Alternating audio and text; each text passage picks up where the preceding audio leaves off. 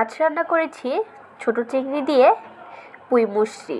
এটা খেতে কিন্তু অসম্ভব মজার, আর এটা কিন্তু শীতকালীন সময় পাওয়া যায়। তো আমি কিন্তু আজ আজ চিংড়ি মাছ দিয়ে পুঁই মুসরির তরকারি রান্না করলাম। তো হ্যালো এভরিওয়ান, আসসালামু আলাইকুম। সবাই কেমন আছেন? আশা করি সবাই ভালো আছেন। তো চলুন ভিডিওটি শুরু করা যাক। তো প্রথমে পুঁই মুসরিগুলিকে একটু ছোট করে কেটে নিয়েছিলাম, ধুয়ে পরিষ্কার করে রেখেছি আমি এখানে। আর তেলটা গরম হতে পেঁয়াজ আর কাঁচামরিচ ফালি অ্যাড করে দিয়েছি। দেন তারপরে এটাকে ভেজে নেব। হালকা ব্রাউন করে ভেজে নেওয়া হয়ে গেলে এখানে আমি চিংড়ি মাছগুলি এখানে অ্যাড করে দিব।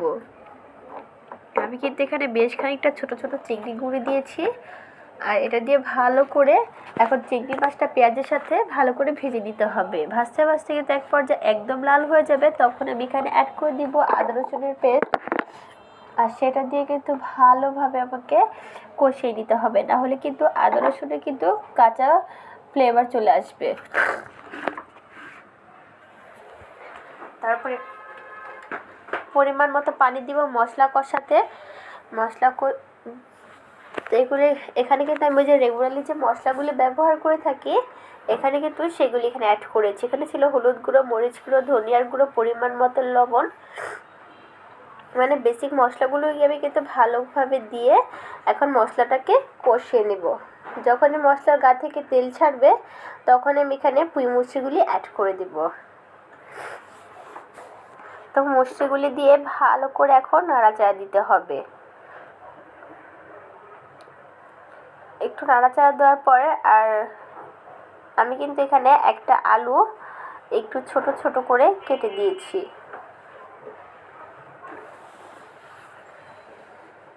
তো এখন কিন্তু আলুটা আমি এখানে অ্যাড করে দিয়েছি। তারপর আমি আলুটা দিয়েও আবার একটু ভালোভাবে নাড়াচাড়া দিয়ে দিব।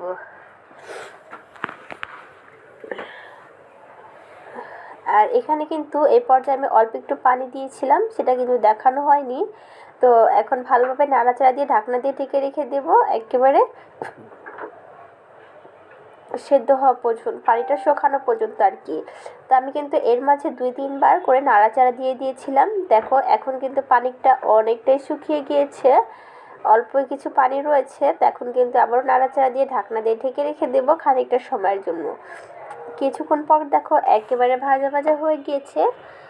কিন্তু আমি কিন্তু এখন আবার একটু পানি দিয়ে দিব, অল্প একটু পানি দিব, বেশি দেব না। দিয়ে আবারও নাড়াচাড়া দিয়ে ঢাকনা দিয়ে ঢেকে রেখে দেব। এটা যত ভাজা ভাজা হবে এর টেস্ট কিন্তু তত বের হবে। আর এই তরকারিটা দিয়ে কিন্তু গরম গরম ভাত কিন্তু এক নিমিষে শেষ হয়ে যাবে।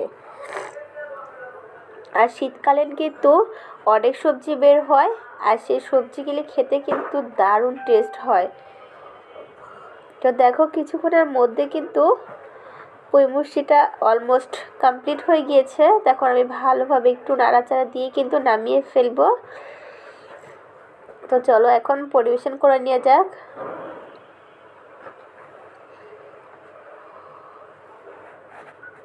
আমি কিন্তু একটা প্লেটে পরিবেশন করে নিচ্ছি। দেখো